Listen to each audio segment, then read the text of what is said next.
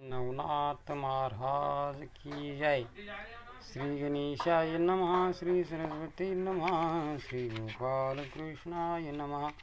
वक्रतुंड महाकाय सूर्यकोटि समप्रभो निर्विघ्नं कुरु देव सुकार्यं सर्वदा। मुखं करोति वाचालं लङ्घयति गिरिं यत्कृपातमो वन्दे ब्रह्मानन्दं माधवम्। गुरुर्ब्रह्मा गुरुर्विष्णू गुरुर्देवो महेश्वरः। अध्याय 8। श्री गणेशाय नमः। ओम नमो जी गुरुराया भवछेदका पळवी माया ज्ञानेश्वरा सदरधया मम किंचित नाम मिरविशी अगाही ज्ञान दिवटी आम्हा साधकाजी मिरवला हेशी पूर्णकोटी हितकारक महाराजा। तरी मागील अध्यायी कथन विधियुक्त वीरभद्र केला प्रसन्न आणि स्वर्गवासा ते होऊन महिला गे मच्छिंद्र उतरला आणि वज्र वाटिके वज्र भगवती तोषविले ना स्नानाप्रती उष्णोदकी भोगावती जगा माझी मिरवली या परी द्वारका करोनी तीर्थ गोमती स्नाना विधेतार्थ करोनिया द्वारकानाथ प्रसन्नची त्यागळा यावरी आला अयोध्येसी तरी श्रुतिया कथा प्रियसी स्नान करोनी शर्वी तेरासी रामदर्शना जातसे तो पशुपती राव तया ग्रामी रामवंशात पराक्रमी तो देवालय पूजे लागोनी आला होता संभारे अपार सैन्यजी भोवती सदनी तुरंगणी राबती छत्र चामरे कळसदीप्ती लाजविती भानुते वाजी गज यांची रंगानिक चपळ अलौकिक वाता कृष लक्ष एक तया भवते फिरतादी सकळवाजी शृंगार युक्त जडित पाखर हाटकवत रत्नकोंदनी हार लखलखित की नक्षत्रमणी मिरवले त्यातही झळकत झालरी युक्त गुणी ओविले अपार मुक्त कोणी विराजित गंगावत शुभ्रतेजी मिरवले असं राजाचं वैभव होतं। आणि आता मच्छिंद्रनाथ वीरभद्राचं आणि मच्छिंद्रनाथाचं युद्ध झालं आणि मच्छिंद्रनाथ आता शरोई तीराला राम दर्शनासाठी आलेले आहे आणि तेथे पाशुपत राजाची भेट झालेली आहे आणि त्या पाशुपत राजाचं असं वैभव आहे। आगा ते वाजिन म्हणू महीचे की इंदू बंधू रत्न उद्धदीचे विशाळ सुक्तिका पात्र अभरीचे मुक्त करोनी आणले ते याचक नीती विकासोनी आवनी हत्ती मिरविती पृत्नने लागोनी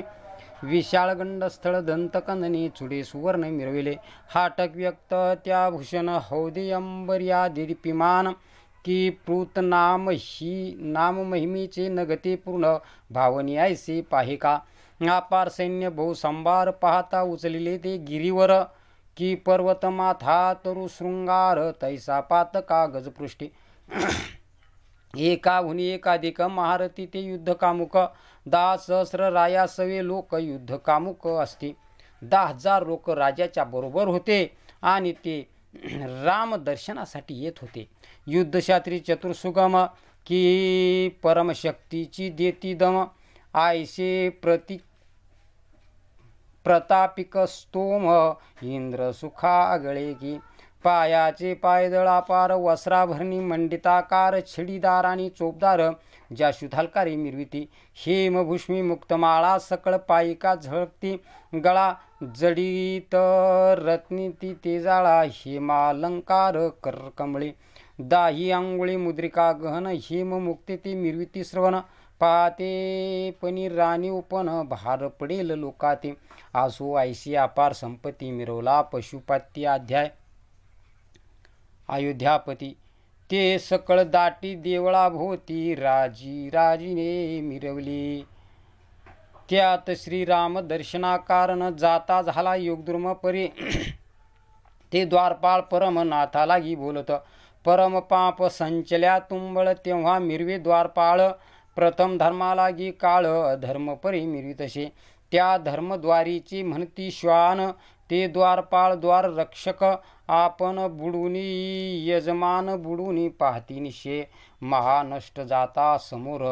कदा न म्हणती लहान थोर, न भीड चित्ती परमनिष्ठुर, वाचे कठोर बोलते सप्तजन्म तस्करनीती, शत ब्रह्महत्या जया घडती, तेव्हा तो पावे द्वारपाळ स्थिती, धर्मविनाश रायाचा. ते म्हणतात की जे द्वारपाळ होते मंदिराभोवती मंदिरासमोर ते जरा निष्ठुर होते आणि ते मच्छिंद्रनाथाला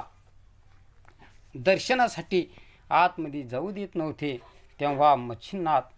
म्हणतात की ते राजाचं राज्य भ्रष्ट केल्याशिवाय राहणार नाही, असं त्यांचं निष्ठुर वचन होतं. परी तो सर्वज्ञ संतापासी, विवेक आरगळा घालित्यासी, तो म्हणे सेवकासी संवाद करणे विहित नव्हे.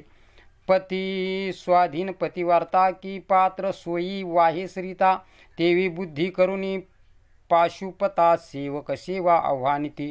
की सुई मागे गुंतो जाता, की मित्रामागे रश्मी येता, तदनु बुद्धी पाशुपता, सेवक सेवा आव्हानती, की रत्नामागे सकळ कळा, माऊली सवे आव्हानु निवाळा, तदनु बुद्धी अयोध्या नृपाळा, सेवक सेवा अभिनीती, की माळी माळ्याचा योजुनी पंथ, संयुक्त सोडी उदकात, तदनु बुद्धी पाशुपत, सेवक सेवा आव्हानती, ऐशी शब्दा सद्गुणवाणी, बोधी सकळा विवेक खानी, बंधनी निर्मुनी विक्षेप मनाची चरणी, घालिता झाला महाराजा.